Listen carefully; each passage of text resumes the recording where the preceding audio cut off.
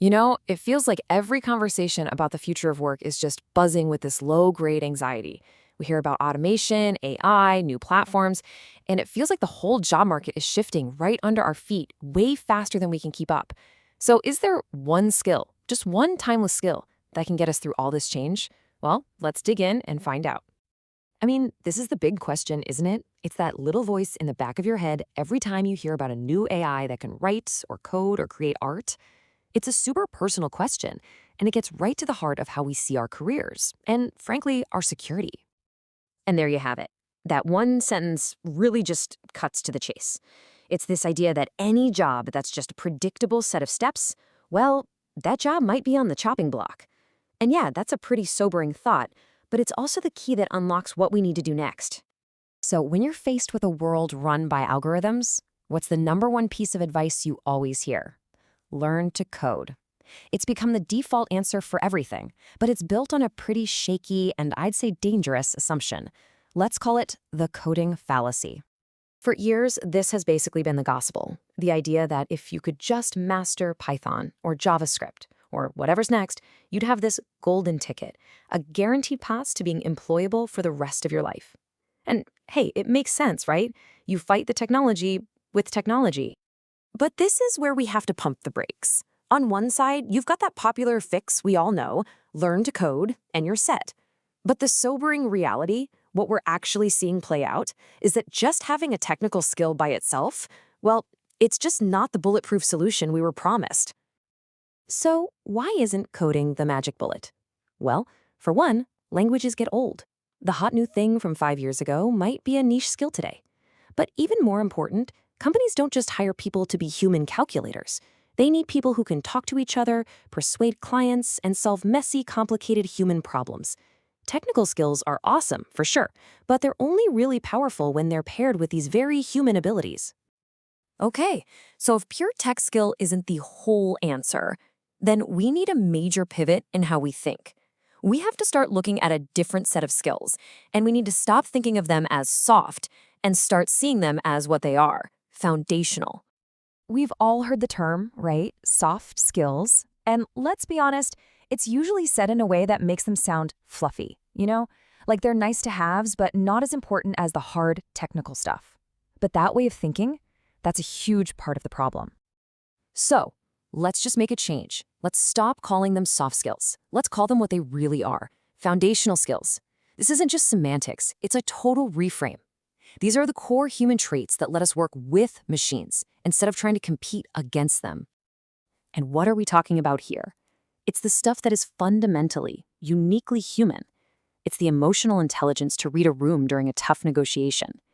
It's the creativity to see a solution that nobody else saw. And it's the collaborative spirit to actually make that vision a reality. A machine can do a task, no problem. But these skills, they let us decide which tasks are even worth doing. Recognizing that these skills are important is the first step, but it immediately brings up a much bigger, much trickier question. Is our entire education system even built to teach this stuff? To get there, we have to look past the what and the how of learning. The difference here is huge. Think about it. So much of traditional education is obsessed with the what, just memorize these facts, and the how, follow this exact procedure. But a future-ready education, that has to be about the why, understanding the purpose behind it all, and the what if, exploring brand new possibilities. It's a leap from just remembering things to actively creating things. And this really highlights the big danger in how we're doing things now. If we only train people for the specific jobs that exist right this second, we are actively, knowingly preparing them for a future where their skills are guaranteed to be out of date. We have to start training for adaptability, not for one specific job title. Now, it's really easy to sit here and talk about these big, high-level skills, but that brings up a really uncomfortable and really important question. Is this kind of thinking being taught as a basic right for everyone, or is it treated like a luxury, only for a chosen few? And that gap is incredibly dangerous. We simply cannot afford for critical thinking to be a premium skill. In the world we live in, a world just flooded with information and complex problems, it has to be the baseline for everyone. It needs to be the foundation for everything else we learn. When you step back and look at all these foundational skills we've been talking about, communication, creativity, collaboration, you start to realize they all kind of orbit around one single, indispensable core. This is the ultimate safeguard: critical thinking. I mean, listen to how Fareed Zakaria puts it. It's just so clear. He's not saying it's a way or an important way. He's saying it is the only way. It's not about being faster than a computer at calculating. It's about being better at thinking. That is the ultimate job security. Just think about it for a second. The platforms and tools that were a huge deal 10 years ago, a lot of them are gone. The programming language that everyone said you had to learn in 2015 might be fading away today. Technology, by its very nature, is temporary. It's always changing and replacing itself. But the ability to look at a problem, to question your own assumptions, to pull together different pieces of information, and to make a smart decision, that skill is absolutely timeless.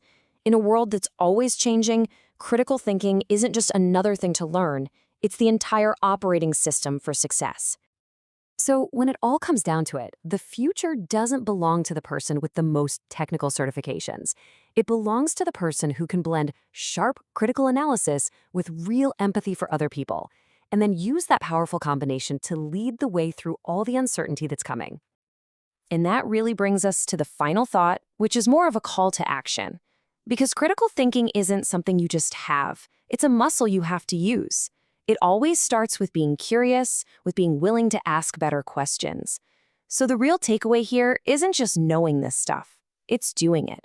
What's a question you're going to ask today?